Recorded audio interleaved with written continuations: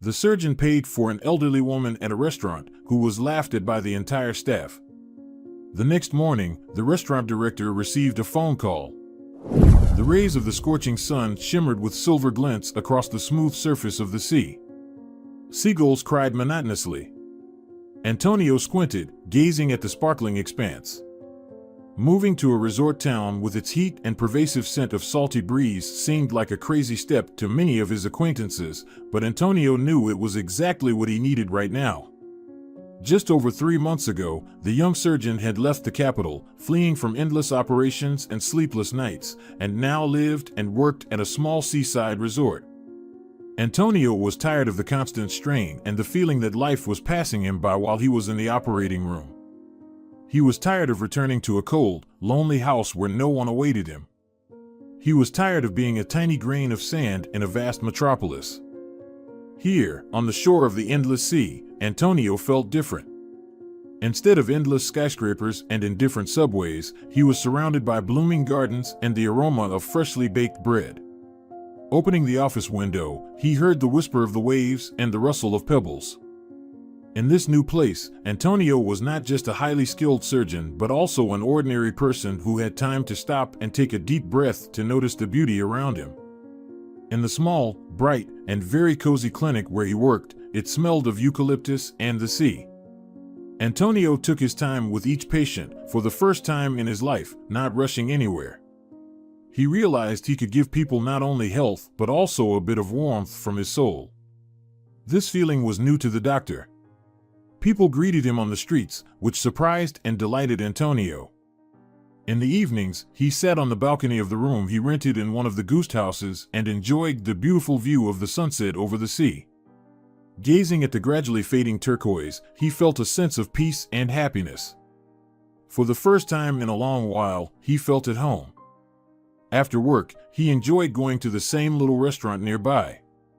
The restaurant's decor featured lemon yellow and turquoise colors, and the walls were adorned with photographs of tanned, smiling fishermen. The windows overlooked a blooming street and a quiet harbor. The restaurant had an excellent chef who prepared the world's best seafood pasta, and the waitstaff was always polite and friendly with Antonio. He would sit at his favorite table by the window and watch the town's life through the glass. Watching the boys playing by the fountain, he would recall his own childhood and even envy them a little. When Antonio saw young couples walking hand in hand, he would sigh and quickly avert his gaze. The feeling of loneliness, though slightly eased by his move to the sea, still occasionally made itself known. He wished to meet a kindred spirit with whom he could converse on various topics or simply remain silent, feeling a sense of unity and trust. But such a person had not yet appeared in his life. One Friday, Antonio decided to visit his favorite restaurant to relax after a long workweek. As usual, he was warmly greeted, shown to his table, and given a menu. Antonio decided to treat himself to something special and completely new, so he began to peruse the dishes with interest. He was so engrossed that he did not immediately hear the laughter and whispered comments of the waitstaff who were observing someone intently. The person they were observing was an elderly woman who awkwardly stumbled into the restaurant and, without waiting for an invitation, went to one of the tables. A young waiter tried to stop her, but she stubbornly made her way to the far wall, choosing the best spot for herself. "Madam, but this table is reserved," the young man exclaimed. "Of course," the woman confidently nodded. "I reserved it this morning." Laughter erupted. Other restaurant staff found it amusing for some reason. The waiter tried to protest, but the woman refused to listen. She asked for the menu, and another girl, barely suppressing her laughter, handed it to her. "Please bring me lobsters and a glass of champagne," the woman said. Another burst of laughter followed. "Sorry, but we don't have lobsters today," said the waitress who had given the woman the menu. "Can I offer you something else?" "But how can that be?" the woman wondered. "I think they were recently added to the red list," the waitress joked. The woman looked at her in such confusion that Antonio, who had momentarily looked away from the menu and was now watching the scene with amazement, felt sorry for her. He scrutinized the woman. She looked about 60 and was dressed quite decently. Antonio couldn't understand what exactly was causing the young restaurant staff's amusement. Finally, he decided to call one of the waiters and quietly asked, "Could you tell me why you're laughing at this woman?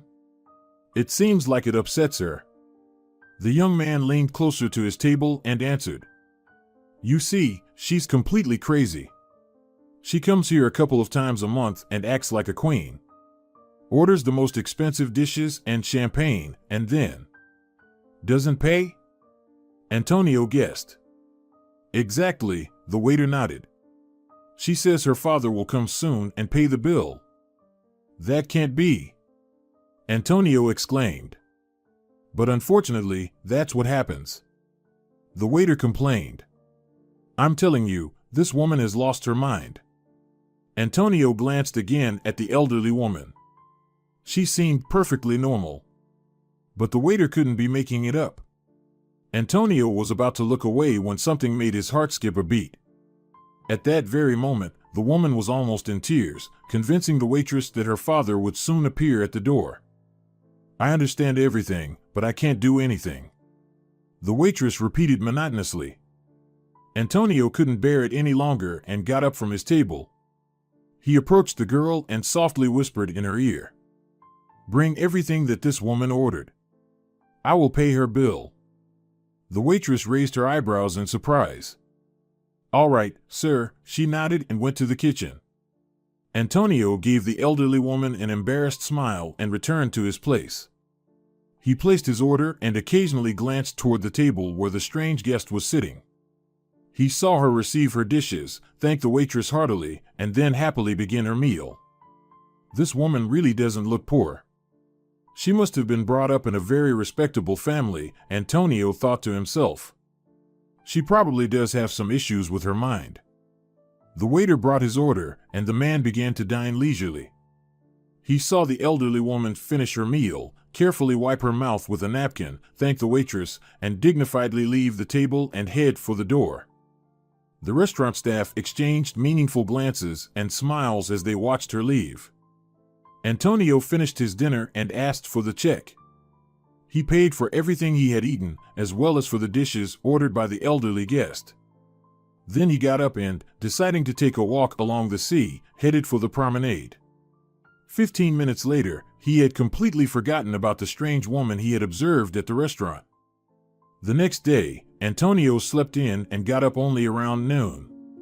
He took a shower, brushed his teeth, and decided to go out for breakfast. To his surprise, his feet led him to the same little restaurant he had visited the day before. Antonio walked inside. At this hour, the dining room was almost empty. He sat at his favorite table, and immediately, the same waitress who had served the elderly woman the day before came over. "We're glad to see you again, sir. What would you like to order today?" Antonio checked the menu and asked for a croissant with salmon and a cappuccino. The waitress nodded and was about to leave when she suddenly slapped her forehead. "Sir, I'm so sorry, I completely forgot to tell you something," the girl exclaimed. "What is it?" Antonio asked, concerned. He wasn't fond of surprises. "Do you remember the woman you paid for yesterday?" she asked. Antonio nodded. "Of course. How could I forget?" he replied. "Well," the waitress began, "this morning, the director of our restaurant received an unexpected phone call. A young woman called, introduced herself as the daughter of that lady, and wanted to know if she needed to pay her mother's bill because she learned from a friend that the elderly woman had dined here yesterday." "And what did the director say?" Antonio inquired politely. He didn't know what to say, the girl admitted. "Fortunately, I was nearby and explained to him that one of our regular customers, meaning you, had paid her bill." "How kind of you," Antonio smiled. The waitress returned his smile and continued. "The director passed on my words to the elderly woman's daughter, and she was so touched that she wanted to meet you and thank you in person." "Are you serious?" Antonio asked, not quite believing it. "Yes, of course," the waitress nodded. "She left her number and asked us to give it to you the next time you came in." With that, the girl asked for a moment and hurried to the back room. A couple of minutes later, she returned with a torn piece of paper from a notebook, hastily scribbled with a phone number. Adriana was written below the numbers. Antonio felt a strange sensation. He was modest and didn't want to seek out compliments, but something inside him urged him to call the stranger. Summoning his courage, Antonio dialed the number. A pleasant female voice answered almost immediately. "Good afternoon," the man began. "My name is Antonio, and I'm calling you from the restaurant where your mother had dinner last night. I paid her bill." "Oh, I'm so glad you called," the girl exclaimed. "My name is Adriana, and it's very nice to meet you. If you don't mind, I would like to meet you in person and thank you for what you did."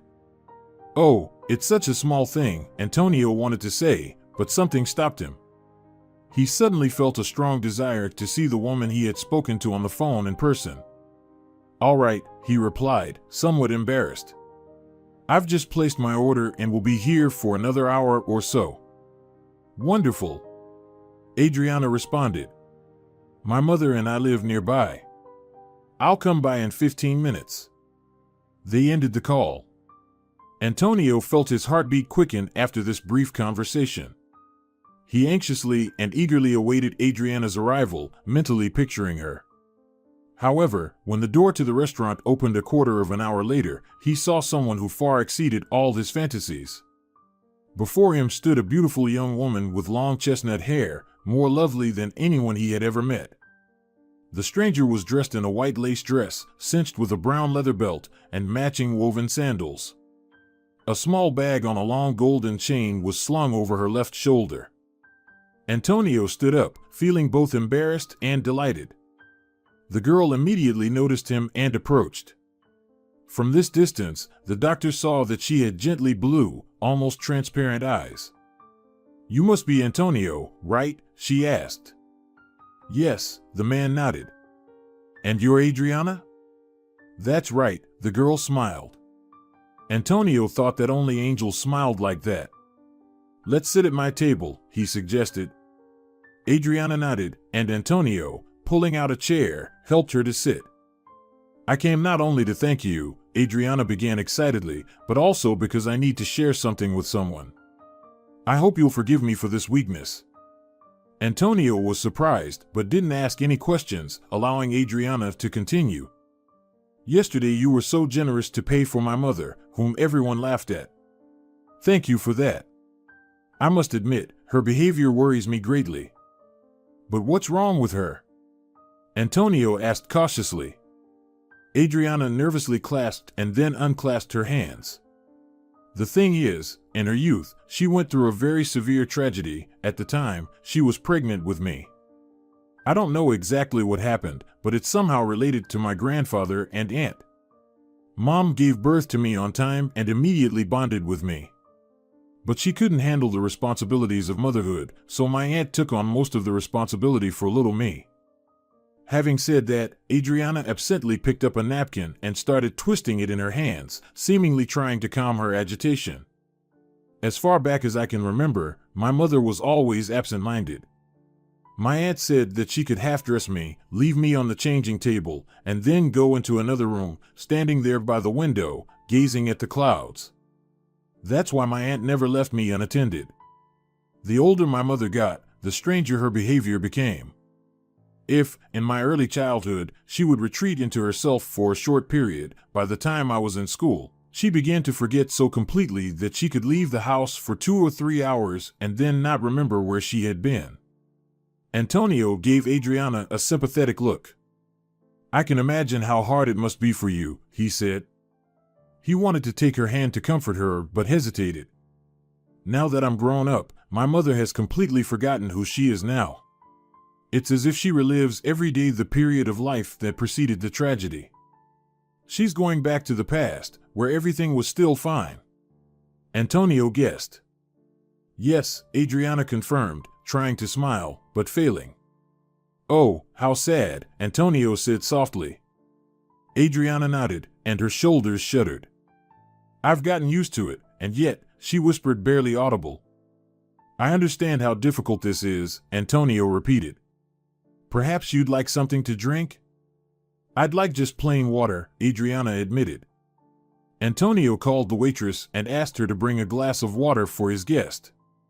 When the girl left, Adriana took a deep breath and continued. When my mother was very young, she and her father used to dine at this restaurant often, she said. And my grandfather always paid for them. Now it all makes sense, Antonio said upon hearing this. Adriana nodded quickly. It's so painful to realize that people mock my mother or, worse, think she's rude and shameless without understanding that her condition is caused by psychological trauma. The waitress brought the water, and Adriana took a few sips to calm herself.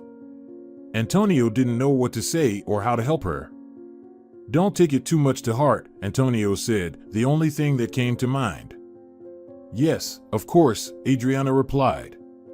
I just love my mother so much and want to protect her from such unpleasant moments. You can't control everything, Antonio wisely said. You'll only destabilize your own nerves. Just let the situation go.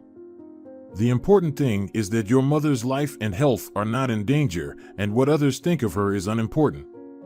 Adriana thoughtfully listened to Antonio's words, looking him in the eyes. Perhaps you're right, she said after a short pause. I do worry too much about what others think. We can never please everyone, Antonio philosophically observed and, laughing, added, and there will always be those who say there's something wrong with us. Adriana joined his laughter. Yes, you're right, she nodded. But I haven't told you the whole story yet. Antonio looked at her in surprise. Then perhaps we could take a walk along the waterfront and talk in the fresh air? Adriana cheerfully nodded. That's a wonderful idea, she agreed. The girl finished her water, and Antonio, in the meantime, paid for his breakfast. They headed to the exit and, moments later, found themselves on a shaded street leading down to the sea. The young people strolled slowly along it. So, what else did you want to tell me? Antonio asked, turning to the girl. A shadow instantly fell over Adriana's face. This part of the story also deeply worries me. After the restaurant, my mother usually goes to the abandoned old theater. Antonio was very surprised again. But why? He asked. Adriana gave him a quick glance. The thing is, before I was born, my mother was an actress. The theater where she performed belonged to my grandfather, and he was the main director. That's why, after the restaurant, it's as if my mother is preparing for an evening performance. I see, Antonio nodded understandingly. At that moment, the young people reached the waterfront, where well-dressed couples were strolling, and a street musician played the flute. The day was hot, despite the fluffy clouds that occasionally drifted across the sun. Fortunately, the curly, gracefully bent pine trees provided pleasant shade. When she does that, I'm very afraid that she might get hurt among the old ruins or that something else might happen to her, Adriana complained. Then why do you let her go by herself? Antonio asked, surprised. Adriana shrugged. My aunt and I try very hard to keep an eye on her, but we don't always succeed. Sometimes she literally escapes from us, coming up with various excuses to slip out of the house. Once, she even sneaked out through a window. Antonio couldn't help but smile. Of course, your mother thinks she's 20 years old. The sea is up to her knees. Adriana couldn't help but smile too. That's the thing, she confirmed. Shall we walk to the abandoned theater? Antonio suggested. We could inspect the building and assess its potential danger to your mother, and then address the issue with the appropriate services.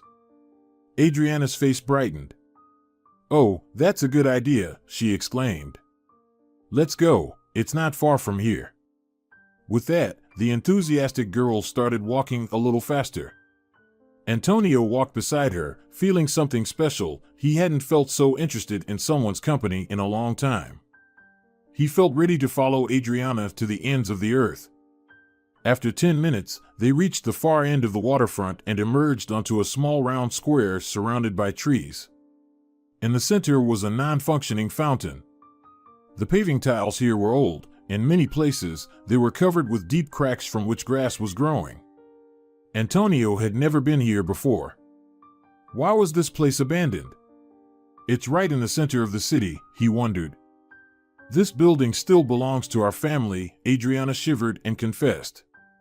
My grandfather died a long time ago, and after him, no one wanted to deal with the theater. As you've probably guessed, my mother is not herself, and my aunt somehow fears continuing my father's work. Was your aunt also an actress? Antonio asked. Yes, she used to shine on stage, but as far as I know, she always got only supporting roles. With that, Adriana lightly kicked a small stone. Your mother was the leading actress, wasn't she? Antonio guessed. That's right, the girl nodded, and there was bitterness in her voice. I think my aunt was a little envious of her sister. Why do you think so? Antonio asked. I can feel it, Adriana answered sadly. The young people fell silent for a while. Antonio looked at the theater building, which had once been majestic and even monumental. Now the columns were cracked, covered with ivy, and the once bright stone had darkened with time. The building looked sadly at the young people with the empty eye sockets of its windows. I think we should get inside and carefully inspect the premises. Adriana hesitantly nodded. She wasn't very eager to enter the long-abandoned theater, but she felt protected with Antonio by her side. The doctor climbed the partially destroyed stairs and pulled open the old heavy door. With a creak, it gave way. He entered first, holding the door for Adriana. In the room that had once been the lobby, there was a damp twilight and silence, only broken by the rustling of the wind coming through the window openings. Adriana shivered, and Antonio wanted to put his arm around her shoulders to comfort her, but he restrained himself. Instead, he gently took her hand and led her up the old staircase. They reached the second floor and through a large opening entered a spacious auditorium with a huge stage. Dust lay thickly on the crimson velvet seats. The stage, once illuminated by bright spotlights, now was engulfed in darkness. Scattered everywhere were remnants of scenery and posters, echoes of long-forgotten performances. The remains of gilded moldings that once adorned the ceiling evoked sad thoughts of past grandeur now gone. Cracks in the walls, like wrinkles on a face, seemed to scream, "Reflect on how you live, for time relentlessly marches on." Antonio felt it hard to breathe, and Adriana's hand was tense, as if it were made of stone. The smell of mustiness and dust, faintly tinged with the scent of perfume, a remnant of long-evaporated emotions, created a unique but heavy atmosphere. I feel like I might hear the voices of ghostly actors, Adriana admitted, shuddering for a moment. Antonio felt the same way. Does your mother come here often? Adriana voiced her unspoken question. But what does she do here? Perhaps she goes on stage and recites her roles? Antonio suggested. Adriana shook her head thoughtfully. I don't think she remembers them, the girl said, then was struck by an idea. Or maybe she goes to the small room that used to be her dressing room. Encouraged by her guess, Adriana grabbed Antonio's hand and pulled him toward the stage. The steps creaked beneath them but seemed sturdy and safe. I don't think there's any danger for her here, Adriana said, leading Antonio behind the stage. Let's find her dressing room, it should be somewhere around here. The young people stepped into the corridor and walked along it, peeking into every door. Finally, they noticed a plaque with a name. Beatrice, Antonio read aloud. That's my mother's name, Adriana said and pushed open the door, which was not locked. Inside, they found a small table with a large mirror in a heavy frame and a chair whose legs were long covered with cobwebs. Through a small window, which still had glass, slanted sunbeams filtered in. It's surprising that the interior items are still here, Antonio remarked. Adriana silently nodded in response. She gently touched the lacquered surface of the table, then carefully sat in the chair, apparently imagining her young mother sitting here. Exhaling, she grasped the handle of the long drawer with both hands and pulled it open. Inside were dusty bottles of long-evaporated perfume, empty powder jars, and yellowed posters. Adriana examined the drawer's contents without touching the items when Antonio noticed that something in the far corner had caught her attention. Adriana leaned slightly and pulled out a bundle of envelopes tied with a faded satin ribbon. "What's this?" Antonio asked, moving a bit closer. "Apparently, old letters," Adriana replied, carefully brushing dust off the top envelope. She scrutinized the yellowed paper, trying to make out the letters. "It says my mother's name," she said after a few moments. "These letters belonged to her." Antonio looked at the girl with skepticism. "Do you want to read them?" he asked. "I think so," Adriana nodded, giving him a confident look. "I understand that it might not be entirely ethical, but I want to uncover my mother's secret. I want to understand what happened and why she went mad." Antonio nodded in understanding. "If it's that important, you should read them." Adriana looked at him with gratitude. "I don't think we should take them home," the girl said after some hesitation. "I'll open the top one and read it right here, if you don't mind." "I'll wait for you," Antonio replied. Adriana nodded and, carefully untying the ribbon, pulled out the top envelope from the stack. It was open, and she easily retrieved a folded, yellowed piece of paper from it. "Beloved and dearly loved Beatrice," Adriana read aloud and, swallowing nervously, delved into the reading. Here's what was written in the letter. "Beloved and dearly loved Beatrice, I know that your father does not want to see us together, but I love you more than life itself and want to be with you. Yesterday, when you played Isabella in The Lilac Night, I nearly lost my mind from tenderness for you and admiration for your talent. I applauded louder than anyone in the hall. I noticed that your father turned to me and steadied me with a piercing, scrutinizing gaze. Yes, he definitely does not like me, and I don't even know why he chose me to play Romeo, your stage lover. It was after that performance, where we played together, that I developed the most elevated and at the same time passionate feelings for you. Yes, I honestly admit, even then I began to dream that one day you would become my lawful wife, and we would build our own home and have 2 children. However, all my dreams turned to dust when I told your father everything. Of course, you heard how he yelled at me. Yes, he was furious and disgracefully expelled me from his theater. Now I write you this letter under the cover of night. Beloved, I swear that I still want to be with you and will never leave you. Do you want the same? If so, we can run far, far away from here, to a place where no one will ever find us. There we will start a new life. We will join another theater, and you will again play leading roles, for you are such a brilliant actress. If you agree, send me a message. Your faithful and devoted Bernardo." After reading the letter, Adriana quickly relayed its contents to Antonio. "It seems we've found the key to your mother's mystery," the man said. "A tragic love and separation." Adriana nodded thoughtfully. "But Bernardo didn't give up when my grandfather expelled him from the theater. Perhaps my mother was simply scared and refused to run away with him?" Antonio stroked his chin. "Yes, that might be the case. And then she could have regretted it. And gone mad with remorse?" Adriana said skeptically. "I find it hard to believe such a thing happens." "Yes, you're right. It's more likely she suffered from prolonged depression, but not madness," Antonio said. Adriana stood up from the chair. "So there was something more." Antonio nodded toward the envelopes in her hand. "Maybe you'll find the answer in the other letters?" he asked. But Adriana shook her head. "No, I already checked, and the dates on the other envelopes are older. The letter I read was the last one." "Meaning?" Antonio asked, still not fully grasping Adriana's thought. She shook her head decisively. "Meaning, I need to have a serious talk with my aunt. She's my mother's older sister and surely knows something about this whole situation." "Yes, that makes sense," Antonio agreed with Adriana. She returned the yellowed letters to the drawer and slid it back into the desk. Then she and Antonio left the old dressing room and retraced their steps to the theater exit. "Shall I walk you home?"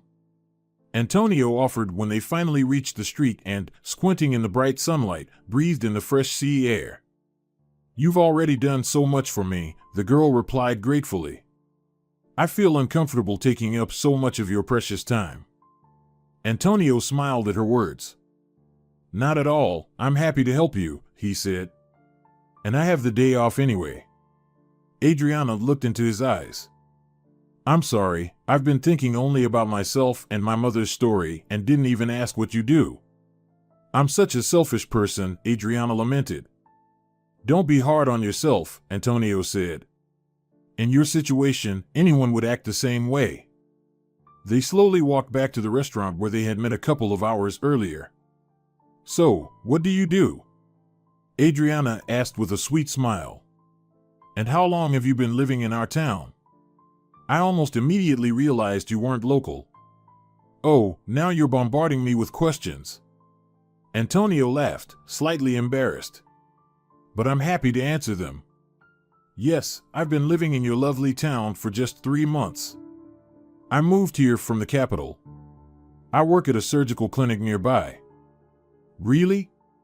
Adriana exclaimed. So you're a doctor? Yes, Antonio confirmed. And I really love my job. That's wonderful, the girl simply responded. They continued chatting about various topics and soon arrived at Adriana's home. It was a small cottage with an old garden full of fruit trees. This is where we live, Adriana said. What a charming place, Antonio remarked. He felt he was reluctant to say goodbye to the girl. May I ask for your phone number? He asked shyly. I'd like to know how your mother's love story with the mysterious Bernardo, who adored her so, turns out. Adriana smiled and nodded. Of course, she said simply. They exchanged phone numbers, and Adriana went through the gate, waving goodbye to Antonio. He joyfully waved back, feeling very happy. The man eagerly awaited the evening to call Adriana. He not only wanted to learn the continuation of the story, but also to hear her voice. When Adriana finally answered the phone, Antonio thought she sounded a bit sleepy. Sorry if I'm disturbing you, he said. It's okay, the girl quickly replied. I just dozed off a bit after all the emotions I went through today. Sorry again for bothering you, Antonio repeated. There's no need to apologize, Adriana responded, and he could hear her smile. I needed to wake up anyway. And now I want to take a walk along the waterfront.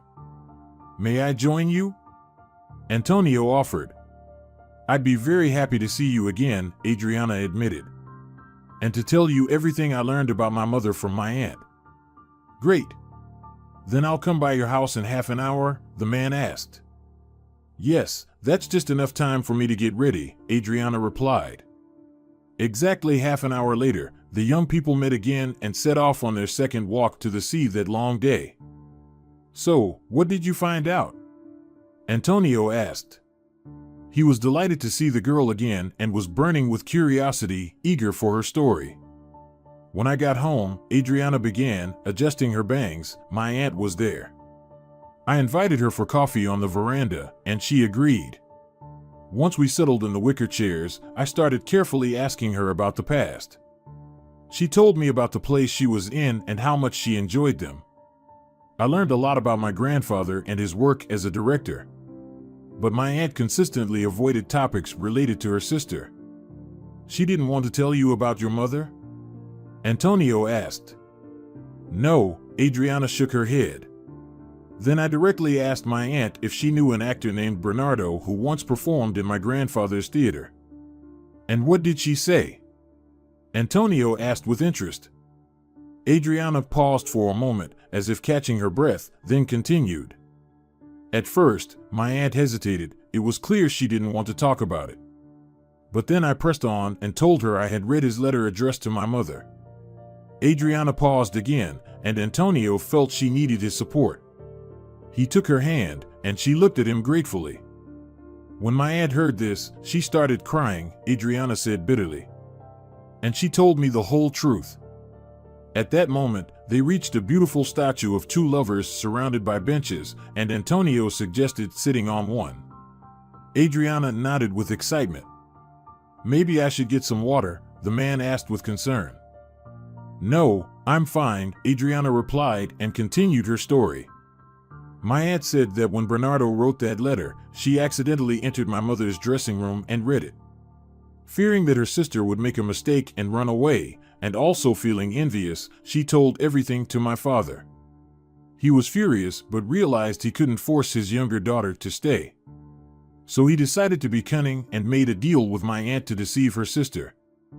But how? Antonio was astonished. "Oh, this is the worst part," Adriana exclaimed. My aunt told my mother that she had been secretly meeting Bernardo. "Good heavens!"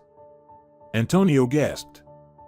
A couple passing by cast curious glances at him and giggled, but he paid them no mind.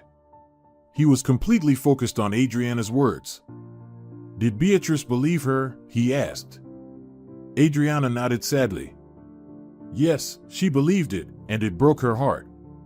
My aunt still can't forgive herself for this." "And that's when she lost her sanity?" Antonio asked cautiously. Adriana shook her head. "No, that happened later when my mother found out that Bernardo had died." Antonio couldn't believe what he was hearing. He couldn't bear that my mother no longer wanted to see him. He drank a lot, and then he was hit by a car.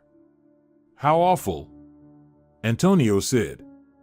They were silent for a moment, then the man went over to a street vendor and bought a bottle of mineral water for Adriana. She accepted it gratefully and, unscrewing the cap, took a few sips. "Thank you, Antonio. You really understand me. You're going through a tough time, and I can see that," the man replied. Adriana gathered her strength and continued. "At first, my mother was angry with her lover, but when she learned he had died, she was devastated. That was when she realized she was pregnant. My mother knew she had to live for me, but the shock she experienced had already left an indelible mark on her mind. My aunt told me that my mother constantly talked to Bernardo as if he were still with her. That's how the slow decline of her sanity began." "What a sad story," Antonio said softly. Adriana just sighed in response. "Grandfather couldn't forgive himself for his treachery either," she said, looking at the distant horizon. "He died very early because he was constantly tormented by guilt." "I'm so sorry," the man whispered. "I'm thinking of visiting his grave and laying white flowers there as a sign that no one holds anything against him. May his soul rest in peace." Antonio covered Adriana's hand with his. "If you don't mind, I could go with you," he said. Adriana looked into his eyes thoughtfully, then shook her head. "No, I don't mind. I would appreciate your company. You're such a sensitive listener, it's a rarity." "Thank you, Adriana." The young people sat silently for a while, watching the sun slowly hide behind the edge of the sea, painting it in the sky in shades of pink. After visiting the cemetery together, they continued to meet almost every day. They found new topics to talk about, but the old story that brought them together forever bonded them, creating a strong, trusting connection. Talking with Adriana, Antonio no longer felt lonely. He felt that the girl was getting the support she needed from him, which made him happy. Each day, they grew closer to each other. One day, Antonio suggested going somewhere with Adriana and her mother, and the girl gladly agreed. Of course, Beatrice was a bit distant and quiet, but Antonio felt she enjoyed their company. He decided to make their outings together a nice tradition. Gradually, the young people became almost like family to each other, and Antonio began to think about proposing to Adriana. He wanted the moment to be special. He spent a long time visiting jewelry stores in search of a unique ring that would suit his beloved. Finally, in one of the tiny shops, he accidentally noticed a ring with a blue stone resembling a forget-me-not flower. Without hesitation, he bought it. The old jeweler carefully placed the delicate item in a beautiful velvet box, and Antonio thanked him sincerely. Antonio decided to propose to Adriana by the sea at sunset. The next day, he invited her for a walk, and she happily agreed. They strolled leisurely along the waterfront when Adriana suddenly noticed a pod of dolphins swimming on the horizon. "They're so free and happy," the girl sighed. "How I wish I could go on a carefree journey like a dolphin, forgetting everything in the world." "With me?" Antonio asked with a smile. Of course, dear, Adriana replied without hesitation. Antonio hugged her tightly and spun her around. Then he stopped, set Adriana down on the ground, knelt, and pulled the box with the ring from his pocket. My beloved, will you be my wife? Antonio asked with a pounding heart. I promise to take you wherever you want and will gladly fulfill all your heart's desires. Adriana couldn't believe her eyes. Oh, Antonio, she said, feeling tears of happiness streaming down her cheeks. Of course, I will be your wife. Antonio placed the ring on her finger and, rising to his feet, hugged and kissed her tightly. Passers-by smiled as they watched, and some even took photos. A little boy brought Adriana a bouquet of forget-me-nots, and the girl thanked him warmly. I will never forget this happy moment, she whispered to Antonio. You are the best in the world. The wedding day was sunny but not hot. The sea delighted the eye with all shades of azure and turquoise. On the deck of the rented boat stood an arch decorated with white roses and forget-me-nots. Antonio, in an elegant suit, waited anxiously for his beloved. Adriana, who appeared before him in a flowing white wedding dress like a sea wave, looked stunning. Family and friends of Antonio and Adriana came to share this happy day with them. Among them were Antonio's patients and former colleagues from the capital. When Adriana approached the altar, her eyes shone with happiness. Antonio could not hold back his tears as he looked at his beloved. She had become a ray of light that illuminated his life after long years of loneliness. The ceremony was simple but touching. The priest's words about love and fidelity sounded like a gentle melody of the wind. After Antonio and Adriana were declared husband and wife, the guests gathered at the festive table, which was also decorated with flowers. Laughter and jokes filled the air. Antonio and Adriana, gazing into each other's eyes, danced the first dance as newlyweds. When the man returned to the table, one of his friends, who was a doctor from the capital, quietly approached him. I think your wife's mother might have some issues, he said. Antonio just nodded in response. Beatrice was sitting next to Adriana, with a confused but happy smile on her face. I can try to help her, Antonio's friend offered. Antonio looked at him gratefully. Thank you, my friend. I would be very grateful. The friend just nodded in reply. I still remember how you saved my daughter when she had appendicitis. That was the case, Antonio said seriously. The friends patted each other on the back and raised their glasses of champagne in a toast to the health of everyone present. Then Antonio looked tenderly at Adriana and whispered softly in her ear. You are my happiness. Adriana smiled radiantly at him in response. And you are mine, she whispered. I'm so glad we met on this vast planet. Antonio said. I'm also happy that you decided to move to my tiny town one day, Adriana replied affectionately. They kissed, and the guests began throwing rose petals at them and singing loudly. A year later, Antonio and Adriana had a son, whom they named Mario. He was a strong and healthy baby. Beatrice started receiving careful treatment from Antonio's friend, and it began to show results. Adriana's mother could now recognize her daughter and her son-in-law and understand what was happening around her. Reality had returned to her, coloring her life with new hues. Beatrice now found joy in seeing her dearest loved ones around her. She, Adriana, and Mario often walked along the shore, and these moments always left them with a quiet sense of peace. The young wife was very happy with Antonio, who always understood her with half a word and doted on their child.